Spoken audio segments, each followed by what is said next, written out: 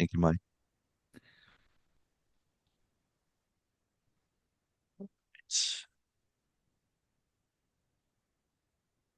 All right.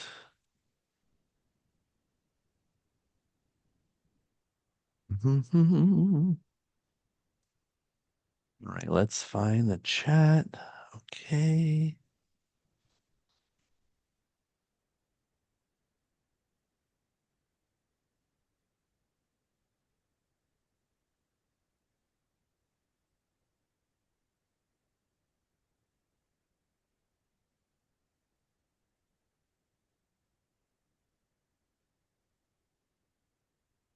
All right.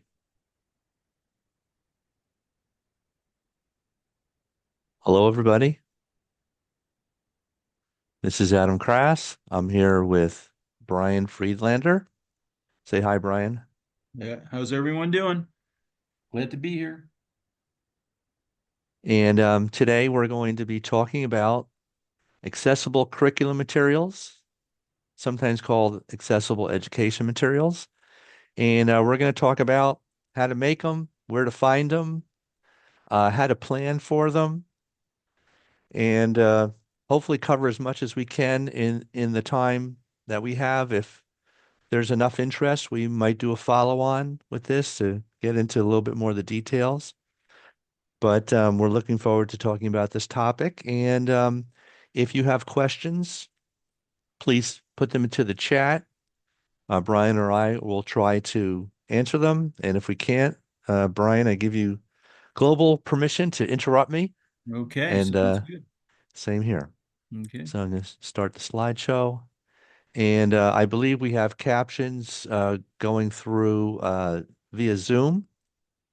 So if anyone needs captions, that should be available on Zoom. So today's presentation is funded by the Assistive Technology Advocacy Center of Disability Rights New Jersey. Thank you, ATAC. And today's presentation is will eventually be recorded and archived on ATAC's YouTube channel. I just want to show it to you real quick because it's pretty awesome.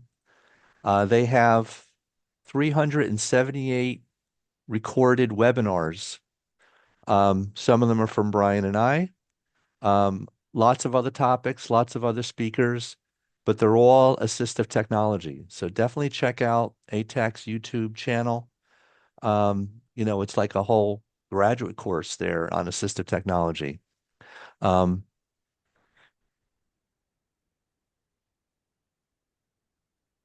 so definitely check that out.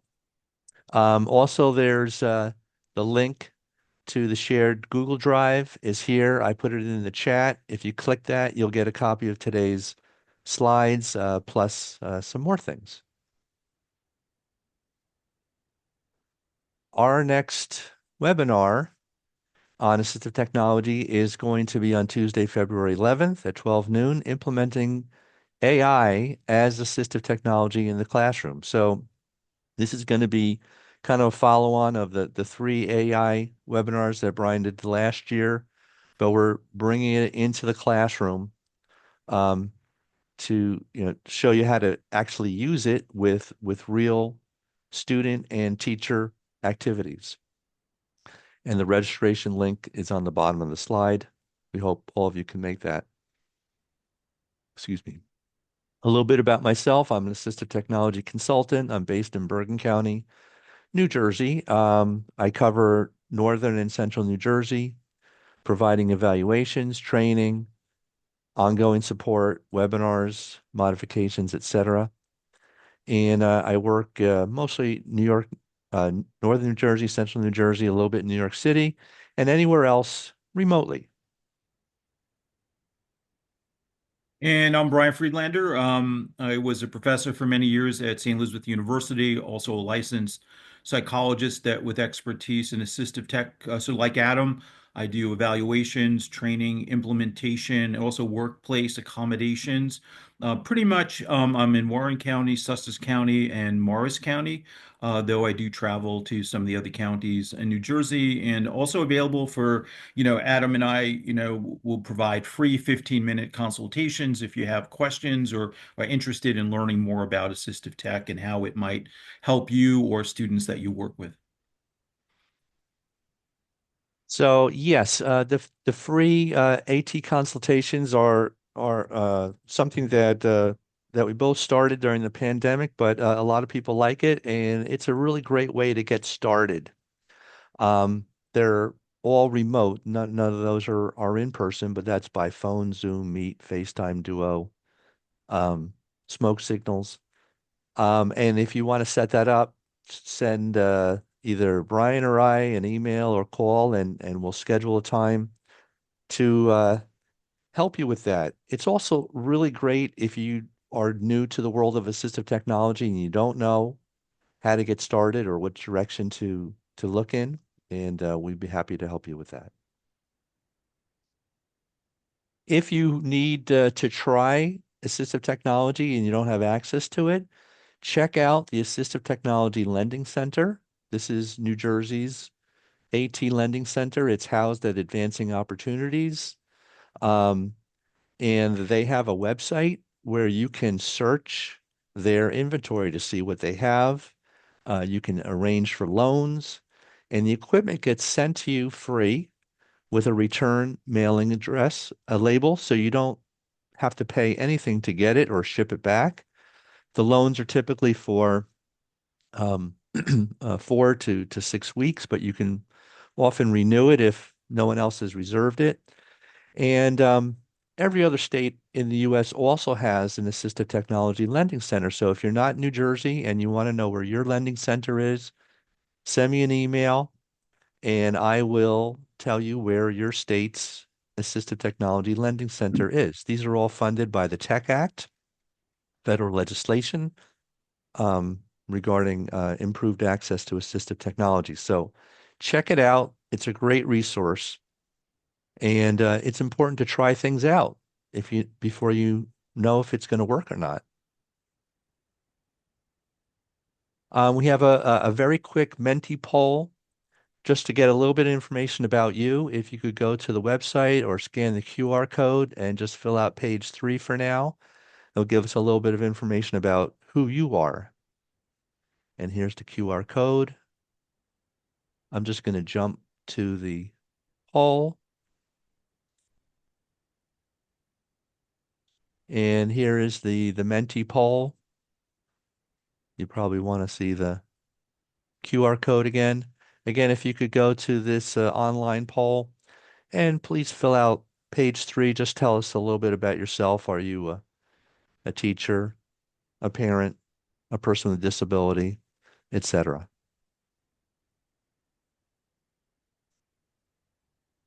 And some of you have started to answer the poll. Thank you.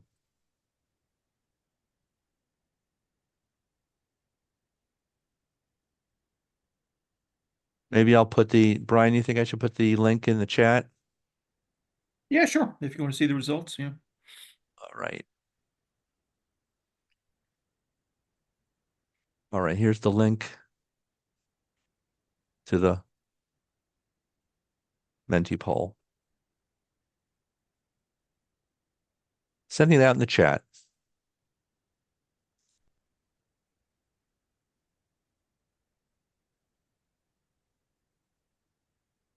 Okay. Brian, you want to tell us a little bit about this slide?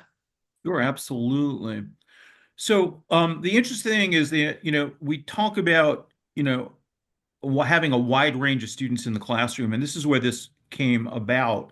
And so when we need to think about some of the material we're using in the classroom, we need to think about how we can make it accessible. As Adam shared, you'll see it in the educational journals as referred to accessible educational material or AEM. It could be print-based or it could be in multimedia formats. And the whole idea is, again, we'll talk a little bit about universal design for learning. It's how to teachers, professionals, parents, educators create materials that are accessible for students with a wide range of abilities and or disabilities. And some of the accessible educational materials, you'll find them, the different formats could be audio, braille, large print, and digital text. So we're going to be focusing on that as well. And we're going to let's go to the next slide. We're not, we wanted to put this in here, so hopefully you'll have access to this. But if you're looking for more information about AEM, there's the AEM Center that works with CAST. You can find some great videos and materials in their website, especially great if you're doing in-service with teachers in your school building. Great, absolutely great resources and videos. So we want to put that in there, but we're not going to play the video because we have a lot of kind of not hands-on, but we want to demo and show you what's possible and how to create some of these materials. Yeah, and I'd just like to follow up just briefly. I mean, we use this website heavily to, Yes, we do. helping us prepare today's webinar because in terms of one-stop shopping, the AEM Center website is just a wealth of information. They've got tons and tons of really great stuff. Yep, that's good. Did I skip? No, you're good. Okay. All right. So now, when you're talking about accessible education materials, you also should talk about Universal Design for Learning, UDL. And the reason is that they're very closely connected. The main idea behind UDL is when teachers are following UDL principles, they are preparing they're building in the flexibility for the way they teach, the way students are learning, the way students demonstrate their knowledge, and the way that they connect to the content in a flexible way, because not everyone does everything the same way. So if you were a teacher, you might want to create an interest survey of your class to find out what topics your students are interested in. You might also want to know what kind of formats they like to do their reading in. Do they like to read visually, or do they like to listen to the text?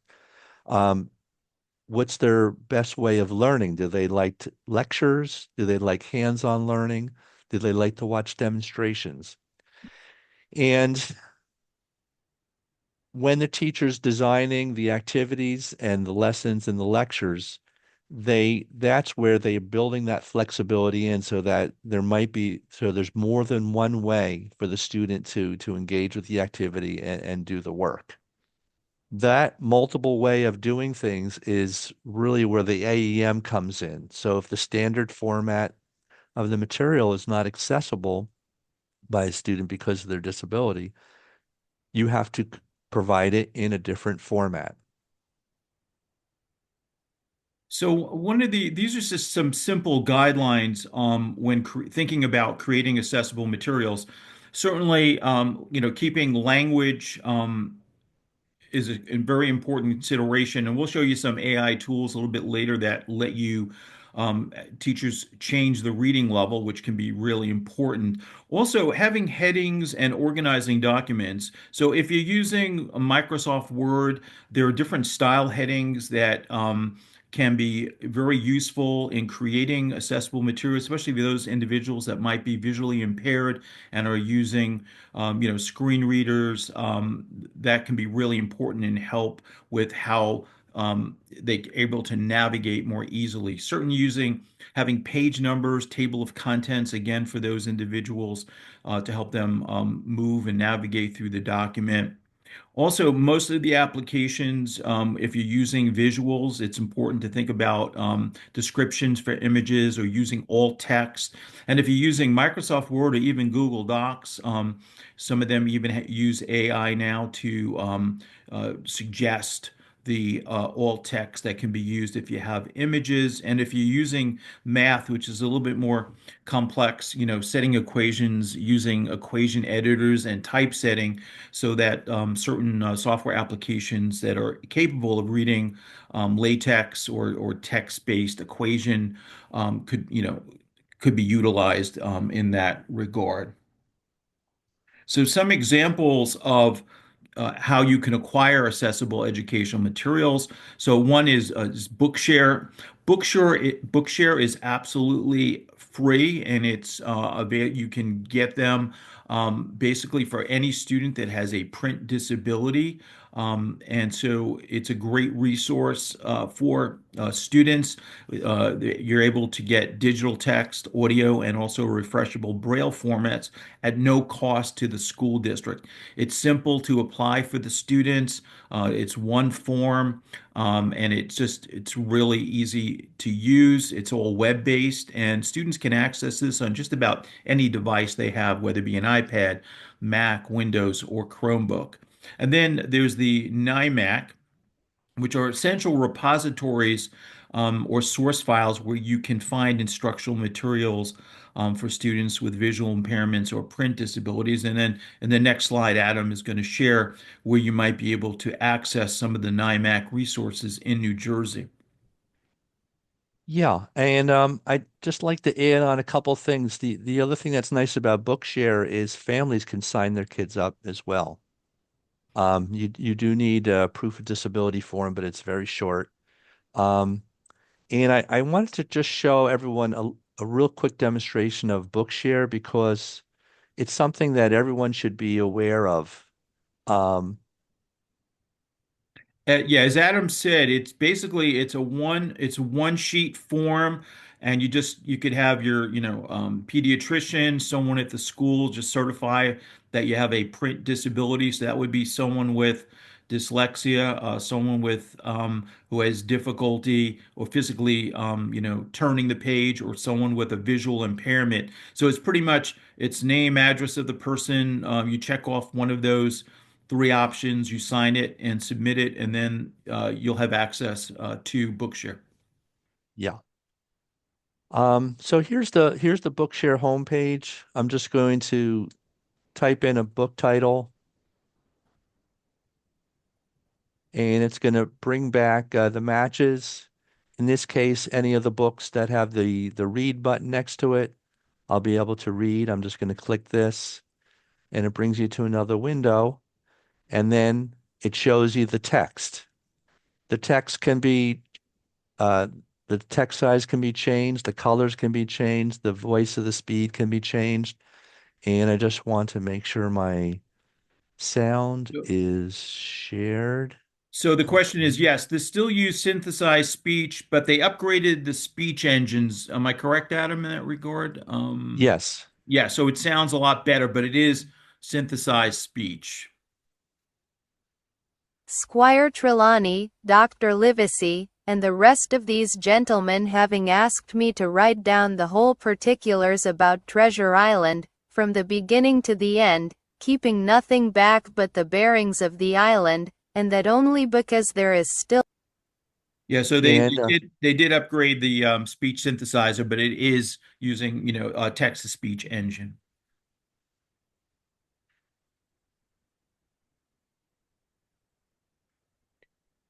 the other thing that's nice about Bookshare is they have about 1,200,000 books.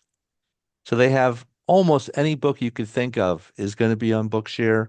We'll also talk about Learning Ally a little bit later, another source of digital talking books. So if you're in New Jersey and you need help finding books that are in digital format, especially textbooks, um, Amanda Philp at the New Jersey Department of Education is New Jersey's NIMAC point person.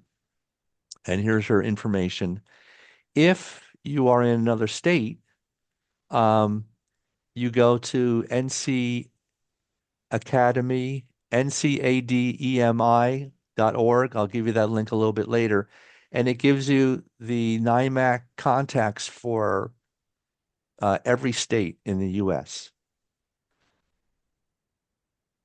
So for instance, if you're a teacher and you have a textbook that you want to use next year and it's not in digital format and you want to make sure that it is available, in New Jersey, you would contact Amanda and say, I have this textbook, I want to use it in the fall, and I'd like a digital version of it created. Amanda will help you with that process. And It's hopefully at yep. some point it'll be posted on Bookshare.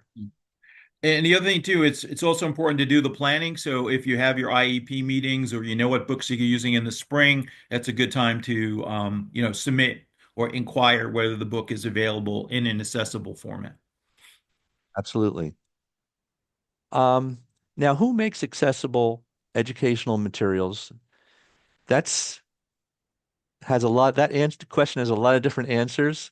It could be teachers, publishers, specialized conversion houses, nonprofit organizations like Learning Ally and Bookshare, and individual schools and districts, depending on the specific needs of the students. They can also be purchased from vendors who produce accessible formats according to the NIMAS.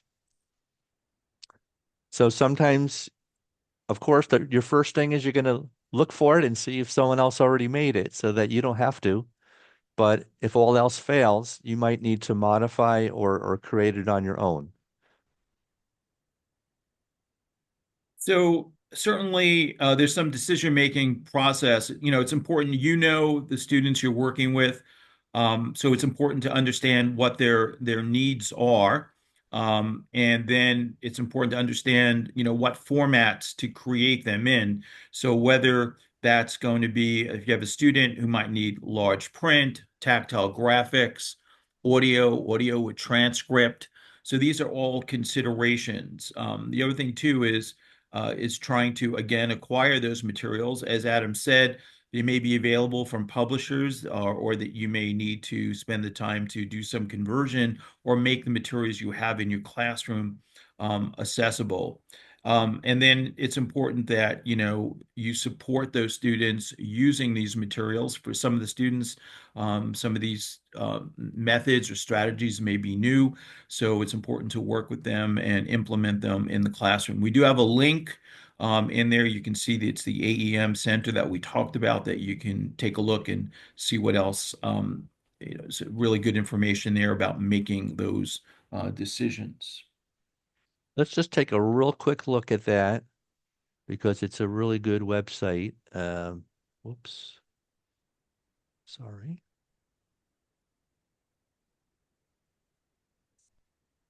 Um, so you'll see they've really organized this website, and this is the decision making page that was on the previous slide.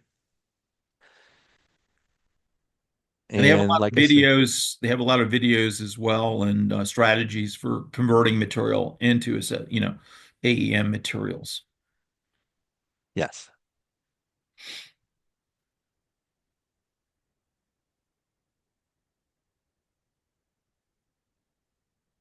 So if you're looking for free resources in alternative formats, we have Access Text, we have Bookshare and Emma.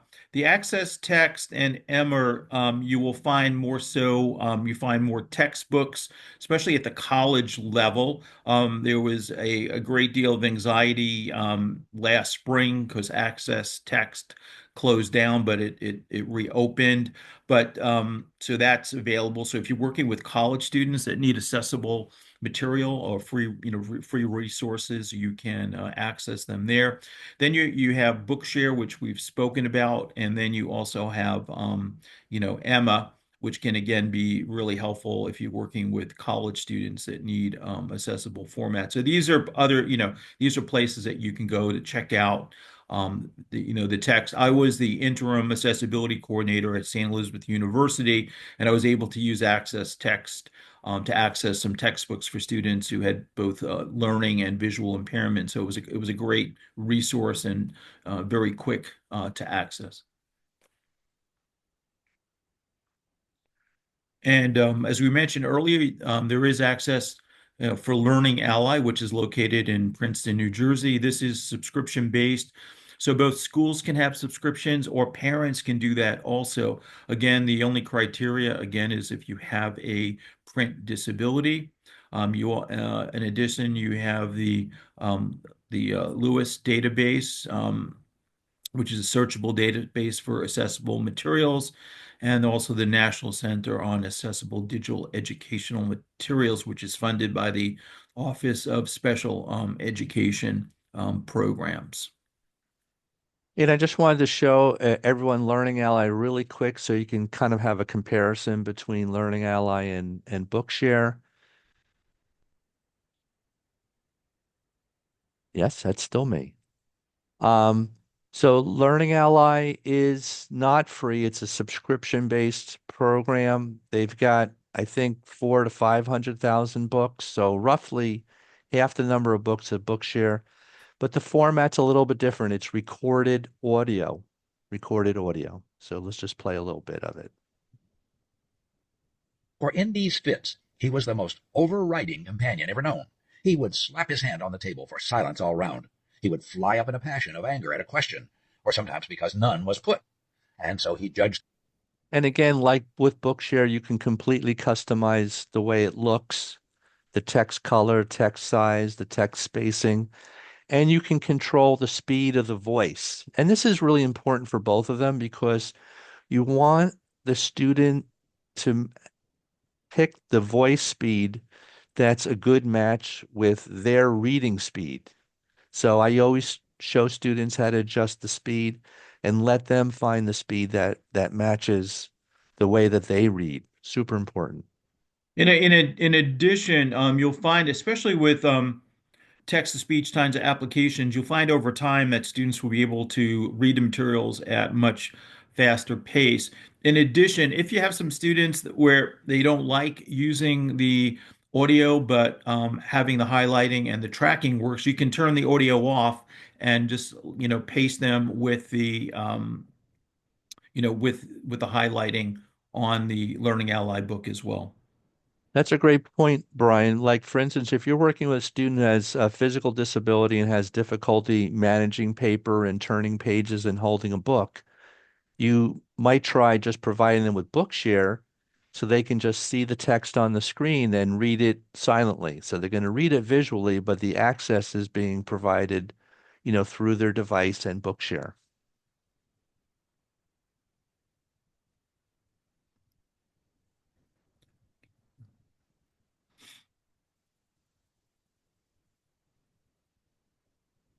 Um, Here's a nice video that you can definitely watch at your leisure. It's created by the U.S. Department of Education, and it's talking about how to make school websites accessible, both to students and to the families with disabilities. Now, school websites are something that pretty much every school district has, but they also need to be accessible because students use the school or district website for all kinds of reasons. A lot of times they end up being a dashboard to the apps that they have available.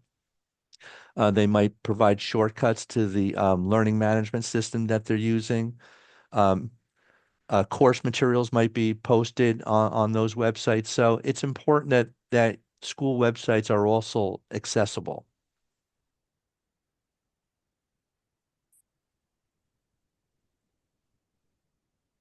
Now, there is a nice tool called AEM Pilot, and this is kind of a built-in online tool that helps schools or district teams plan for accessibility. And I'm just going to take a quick look at this. Um, and the AEM Pilot um, takes the point of view, it looks at the quality indicators for the provision of AEM and K-12. So it has a number of um, quality indicators, and through those quality indicators, you can make sure that you're covering all the bases when you're looking at AEM. That's really what I think this tool does well. Yeah, I just want to highlight what Janet DeCenzo said that under the Title II rulings, accessible school websites are not optional. So all districts should be taking a look and evaluating their websites to make sure that they are accessible. It's a really good point. Thank you, Janet.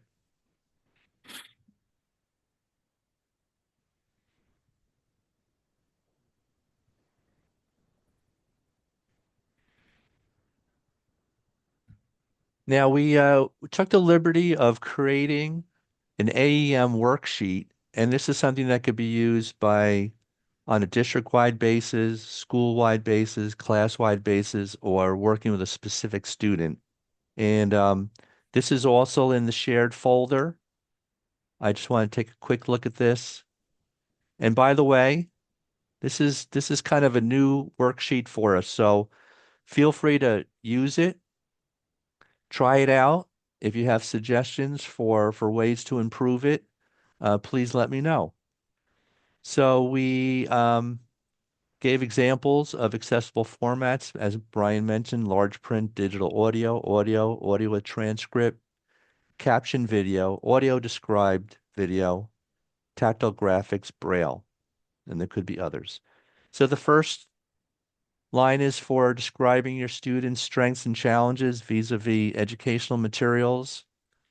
And then from there, it outlines the different kinds of materials that teachers and teams should be looking at: slide decks, reading materials, and some examples, writing materials, some examples, math materials, websites, videos, audio information, lab equipment, and the famous other. Like that one down. So it's really just, it's just a scratch sheet to help you make sure that you're listing the things that need to be accessible, and just make sure that you're not missing anything. So that's available for everyone. So just wanted to highlight that unfortunately sometimes publishers provide PDFs that are not accessible. So just by the mere fact that something is on a website does not mean that it's accessible with some of the tools that students might need. A lot of times, a lot of the documents are what we call bitmapped PDFs, which means that you can't use them with a text-to-speech application. I'm going to show you in a little bit how we can convert that. But if you want to create accessible PDFs, you can do that right within Word and export them as a PDF. You can export them from Google Docs. And you can also, which I'll show you, is run the bitmap PDF through Adobe Acrobat, which will do the optical character recognition. Or you can even use Cami to do the OCR as well. So, and I'll show you a test that you can do for yourself to assess whether the document that looks like a digital document is in fact accessible. That's great, Brian. I would add two more tools. One is the screenshot reader feature in Read and Write for I was going Google. to show that. That's good. That's Oh, good. Good. and Orbit Docs. Great. So I guess I read your mind. You did. And you read my next slide, either one. Um, so you can, as Adam said, if you're using Read and Write and you have a full subscription, there's the screenshot reader that will basically, you can highlight the text. It will do the OCR in that tool, and then students will be able to access it. So if there is an inaccessible digital document that is a bitmap PDF, or they find text even like in a graphic, they can use the screenshot reader in Read and Write for Google Chrome to access that. The other thing too is you can use Adobe Acrobat. So if you go to the next slide, I have a video, a And short video. Yeah, before we do that, I just want to point out something real quick. If you open up a PDF and you can't highlight the text, that's a trick. then it hasn't been converted to readable text yet. That's a short, you can play that video, Adam. It's a short video. Okay. Hi, this is Dr. Friedlander, and in this short video, just want to show you how we could convert a bitmap PDF, which is basically, it looks like it's text, but it's actually a graphic, which means it's inaccessible. That means a student would not be able to use text to speech. I'm using Adobe Acrobat Pro, and this is a PDF, but it is in fact bitmap. If I click on it, you can see I can click on recognize text. I can change the language. I'm just going to click recognize text. And now what I'll be able to do is you can see I can actually highlight the text. And that's one of the tests that you can do yourself to see if it's accessible. Generally, if you could select and highlight the text, it's accessible. So I hope this helped. You can do this in Adobe Acrobat Pro or even in Cami that we mentioned in our presentation today. So I hope you find this tip helpful. Hi, this is Dr. Friedlander, and in this short video, just want to show you how Oops. we could Hold on. convert a bitmap Hit the PDF. escape key, maybe. Just It hit looks like it's next. text, but it's actually a graphic, which means it's inaccessible. That means There we go. Okay. student. Hi, this is Dr. Friedlander, and in this short video, just want to show you. Sorry, Brian. There we go. So, actually, I'm gonna share my screen now. Oh, you want to share your screen? I'm Okay. gonna share my screen. So, one of the things, if you're working with students that have difficulty, have language-based learning disabilities and have difficulty with, comprehension, Adobe Acrobat has included, can you see my screen? You see the article? Yes. Okay. Adobe Acrobat has included the AI assistant, and what it will do is it will run through the document and it will basically it will summarize the material, or if the student wants, they can actually in a sense prompt the document using the AI. So for example, these are some of the key points that it picked up when it ran this through the AI. So if I click on the prompt, what will happen is that the student, it will come back with information just on that topic. So students can actually query large documents and get information. So if you have students that have difficulty with comprehension, this could be a really helpful tool. In addition, you could always add text-to-speech component to this as well. But this might be a helpful tool for students who are, looking to support their comprehension, especially if they're working with maybe, PDFs, research articles, and things of that sort. All right, so I'm gonna stop the share. So you can see how it returned the information. Okay, I'm gonna stop that. So Adam, you can go back to the slide deck. Okay. Okay, great. So if you want to create audio files, and if you have a read and write for Google Chrome, you can actually use the audio maker, which is built into the toolbar, and all you need to do is select the text, click on the icon for audio maker, and it will create an MP3 file of the material. So if you have students that have reading challenges and enjoy listening to material, this can be a really great way to convert material into an accessible format in audio. The other thing too is I've used this feature in Google Classroom and it works really well. So teachers can drop the MP3 file that they outputted from Audio Maker, and it interacts really well in Google Classroom. Nice. So if you haven't played around with Google Notebook LM, this could be a great tool. This is I have the link over here. So what this allows teachers or even students to do is to drop in different material. So I could drop in this case, I have a PDF but it could be a Word document, it could be a link to YouTube, and what it will do is it will summarize the information, but more importantly, it actually outputs a podcast with two hosts that basically banter about the material. So if you're looking for a way, for kids in elementary, middle, or high school to engage them, this is a really fantastic. Sorry to hear that IT departments are blocking this because this is unbelievable.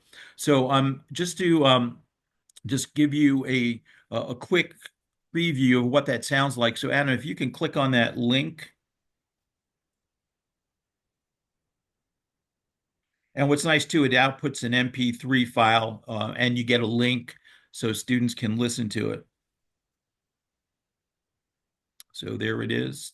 All right, so are you ready to dive deep into accessible educational materials? I am definitely ready. You've sent us some incredible research and case studies on how different schools are tackling this. And honestly, it's really inspiring stuff. Absolutely. And it's about way more than just checking boxes on a legal form. Yeah, you got it. It's about making sure. So you can hear the quality, but what it does, it basically behind the scenes, it's using ChatGPT to evaluate the content. It writes a script and then it assigns what to say to each of the hosts. So again, if you're trying to make engaging yeah, it also, yeah, if you're trying to make engaging material, you can easily do that as well. And Chandra is talking about using it for quizzes, making quizzes and things of that sort as well, because you can also query the notebook as well. So it's really exciting and it keeps getting better and better. 18 years old plus. So, Brian, is it Yeah. possible for teachers to like create this on their non-school computers and then export the podcast? Yeah, so I was wondering, Janet said that I guess they don't want students, I guess, using it, but it exports and if you click on I think the three dots over, well, if you go back to mine, you can You hit can download it. download and it's an MP3 file. I mean, again, Okay. I think it is important because it's still using AI. It's important to listen to the entire podcast to make sure that it didn't add any information that might be offensive to students. But I could definitely see teachers using it to create accessible materials. Again, maybe there are, as Janet said, maybe there are some constraints about using it with actually students using it themselves. But I guess I guess at home they probably could. Yeah, okay. Yeah. Teachers, yep. Okay. And it uses ChatGPT, Well, it uses Gemini, Gemini. which is Google's. Right. Can you edit the podcast? I guess if you, since it's an audio file, you could probably put it into Audacity and make the changes. I mean, I've been using it, and I did find that I put some information in, and it made the wrong attribution. It couldn't figure out if I was the person that developed this or if it was developed by a publisher. So you need to check for its accuracy. But I think it's a great Yeah. tool that, especially educators, special educators can use on topics to engage students, especially those that enjoy, audio equipment. And, you know, just as a general rule, more and more people are consuming audio through Audible books, podcasts. And so I think it's a great medium for students who have learning challenges. Great. Can you adjust the grade level of the podcast? Not yet. You can. You Um, say I want to make this for fifth graders or something like that. No, but you can give it a focus so that when Okay. you create it, you could say focus on this particular Mm, topic inside the content that you put in mm, there. But mm. you could add, again, you could include PDFs, Word documents, copy and paste text, YouTube videos, and I think you could have up to, I think it's like 15 resources that Okay. it's going to, get Use. information from. But I think it's a great tool for teachers to take a look at. Great. Okay. So just for those of you that use Microsoft Word, Microsoft Office 365 has come a long way. And I was telling Adam yesterday that they're now including Copilot as part of the Office 365 suite. So that, and they give you 60 credits a month to use AI, and that could be anything from rewriting text in Microsoft Word or responding to emails in Outlook or designing images in PowerPoint. But in both Microsoft Word and PowerPoint, there is, if you go to review, there is a check accessibility, and this will take a deep dive into your document, PowerPoint, slide deck, and make suggestions and look for where you can improve the accessibility. So if you included images in a Microsoft Word document, it will suggest alt text, or and you can review it and change it yourself. So it's a good idea to run through the accessibility checker that's built into the Office 365 suite if you're going to be distributing these documents to students. That's great. So, a relatively inexpensive tool from Dolphin is the Easy Converter Express. And as we talked about in terms of different formats, so you can take, for example, I can open up Microsoft Word. It actually has an add-on in Word. It puts it in the toolbar, and you could convert the text to the EPUB format, the program can output MP3, Braille, and large print. So this is again, if you're working in a school where you need to be able to easily convert material, this could be something that you might find really handy. It's easy to use.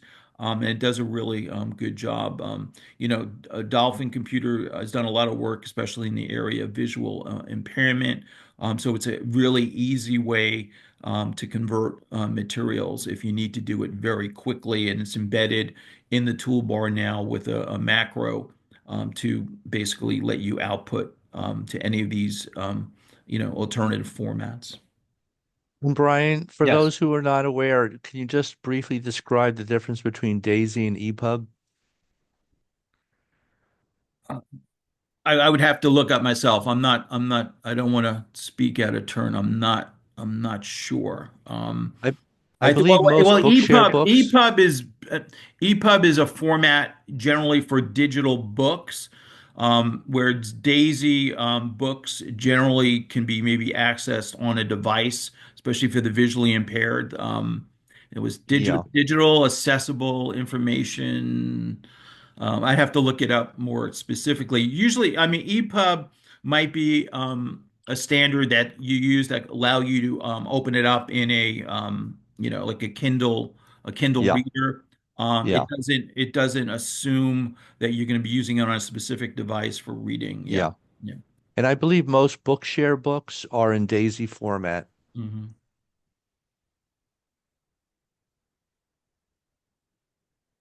Yeah, and certainly, making things accessible with text to speech. There's a lot of different spec text to speech. A lot of it's built into the operating system, whether on a Chromebook, and you can access them. So I think it's a really important tool, and I think it's one that gets sometimes even overlooked, especially working with younger students, is getting them in the habit to actually access and use it.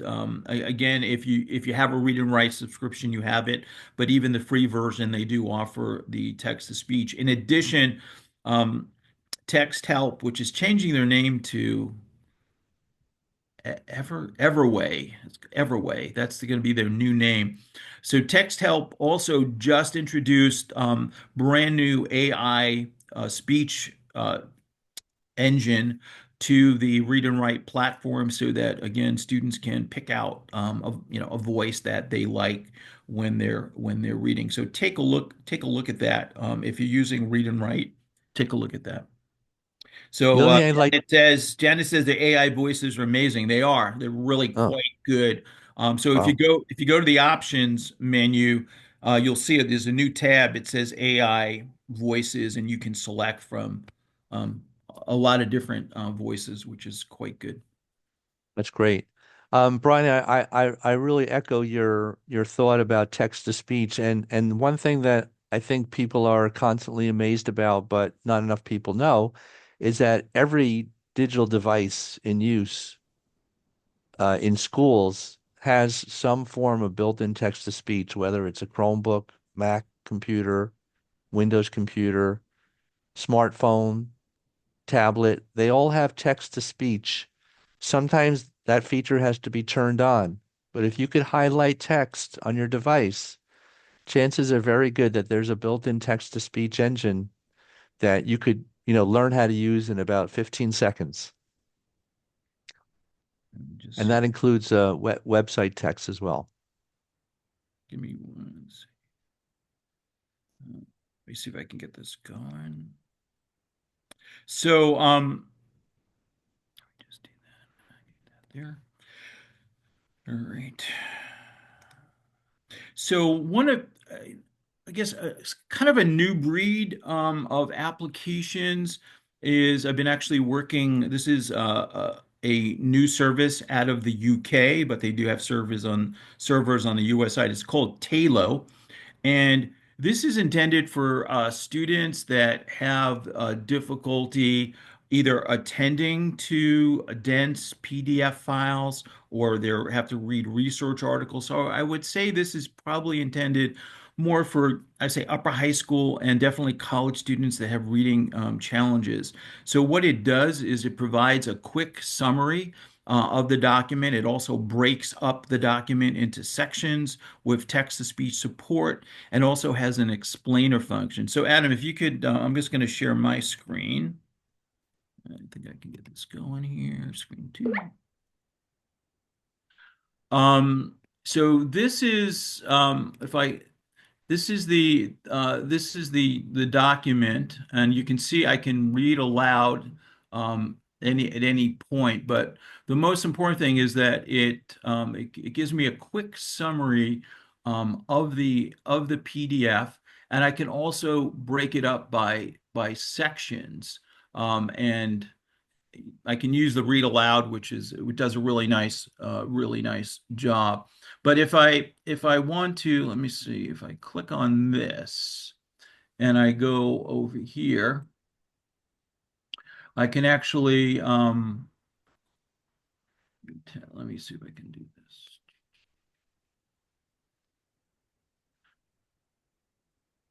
Paste that there. So I can explain the concept, and you can see I can change, make it brief, in depth. I could match the source, and I can change the level. And now let's see if I can click on that. So, and it will generate a response so that students who may need a little bit more clarification on the material they're reading could be provided with that right inside the PDF itself. I was actually on a call with the CEO, and they're going to be adding some the read aloud feature in this panel as well. But this could be a great way to help students who have trouble going through dense PDFs or research articles to figure out, is this an article that they want to use as part of a research project? And it also utilizes the text-to-speech component as well. The other thing too is I've been working closely with the company, and so if anyone's interested in signing up a school district to interested in testing that out, let me know. I can put you in touch, and you can get a trial version of Talo to use with your school. Great. Mhm. Brian, Yes. we've only got a couple of minutes Oh, left. okay. I'm not sure we'll be able to get through all of these. Let me just quickly go through. Okay, I might be able to quickly go through these. Okay, so I'm not going to Yeah, have I time did to want do to it, but mention let's go to Tammy Diffit. a little bit. Diffit, yeah, let's go Diffit. Okay, so if you haven't taken a look, I mean, there are lots of these, but I'm not going to play the video, but go to Diffit, and teachers be able to differentiate the text. It's great, and also provides some great materials for students and activities with that material. Let's go the next one. Okay. This is Dr. Friedlander. Yeah, next. Yep. So, um, voice notes is I guess it's a new type of speech recognition, and I found that with some of the students I work with, traditional speech recognition doesn't work well because the words sometimes interfere with their ability to do that brain dump of ideas. With voice notes, it uses AI, so the students hits the record button, they record their ideas. Afterwards, voice notes transcribes it and uses AI to clean it up. What's nice is it reduces the friction. And again, for those students that get stuck when speech recognition puts in the wrong word, this won't happen with this. So take a look at it. You may find that with certain students, this works better than traditional speech recognition. Okay, and here's our last content slide for today. Just talking about Cami. I know a lot of schools use Cami. One thing that this is a PDF annotation program that typically integrates into Chrome or other browsers. One thing I just want to say about Cami is look at all the features. Cami has a lot to it. It has a lot of drawing tools. It has read aloud tools, in other words, built-in text to speech. You can also annotate photos. It doesn't have to be a PDF. And it also has, if you have the full version, awesome math symbol library. So if you're looking for a digital way for students to complete math work, Cami has all the math notation tools right there, so a student doesn't have to draw a square root symbol, etc. Um, and Cami also works on multiple devices. So I think they've really added a lot of great features, and a lot of students really enjoy and are successful using Cami. Um, that brings us to the end of our content. If you would be so kind as to go back to the Menti poll, complete pages 4, 5, and 6. And we're also going to open it up to questions for a couple of minutes. If there's something that we didn't get to today, please email Brian or I or both of us. Yeah, And so if you go into the three dots for read and write, the question was, I wish there was a way to simplify the toolbar. If you go into the three with the toolbar open, if you go into the three dots, you can actually eliminate whatever tools you want to simplify it. Yeah, so if you click on the three dots, I did. settings, yep, and go down to, I think it's general. Wait. Features, go into features. And then you could just deselect the ones you don't want. So if you just want, oh, she wants that on Cami. Oh, okay. On So when, Cami. yes, Mm. okay. I'm not sure about Cami. I haven't used Cami in a while. Adam, do you know if you can remove certain features in Cami? I don't know, but I could research it and find out. But Okay. I don't know off the top of my head.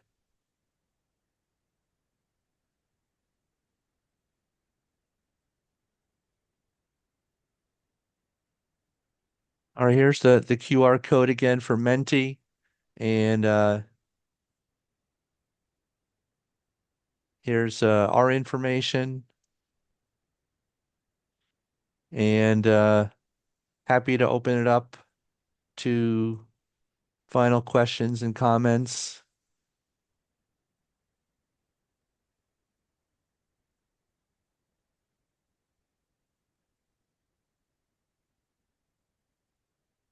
Can a PD certificate be made available? If only there was Mike somebody who could answer and that Jess. question. Sure. I will put my email address in the chat and feel free to email me and I will create some kind of PDF certificate if you need one. Thanks. Thanks, Mike. Welcome. No problem. Any other questions before we